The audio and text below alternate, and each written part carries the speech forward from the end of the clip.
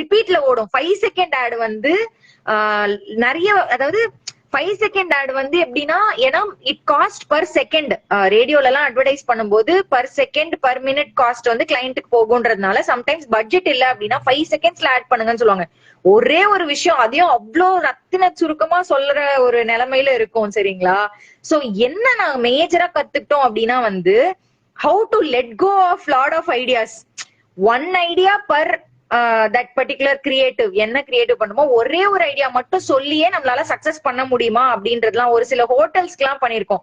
அவங்க வந்து நிறைய சொல்லுவாங்க, இது நான் இது பண்ணுவேன் உலகத்துக்கு, like you know this kind of food I have, tasty இதெல்லாம். ஆனா அதுலயும் நீங்க சூஸ் பண்ற வேர்ட்ஸ் ரொம்ப கேர்ஃபுல்லா சூஸ் பண்ணணும். ஏன்னா நீங்க 5 செகண்ட்ஸ்ல மேக்ஸிமம் ஒரு லைன் தான் பேச முடியும்.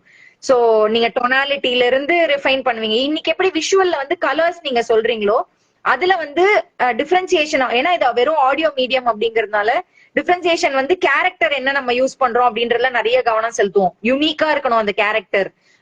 சே ஃபார் எக்ஸாம்பிள் ஒரு ஆக்சென்டோட ஒரு திருநெல்வேலி சைட்ல இருக்கிற ஒருத்தர் பேசினாருன்னா அது சக்சஸ் ஆகும். ஏன்னா அவங்க லைஃப்ல கேட்கறத தாண்டி யூனிக்கா ஏதாவது அவங்க அதுல அவங்க கேட்ச் பண்ணும் அவங்கள ரேடியோ கேட்டுட்டே போகும்போது.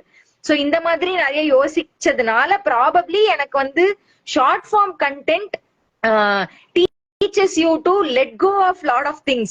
இந்த 4 விஷயம் இருக்கு அப்படின்னா இதுல டாப் மோஸ்ட் என்ன அப்படின்றத சொல்றதுக்கு வந்து நம்மள பழக்கி விடுது அப்படின்னு நான் சொல்வேன்.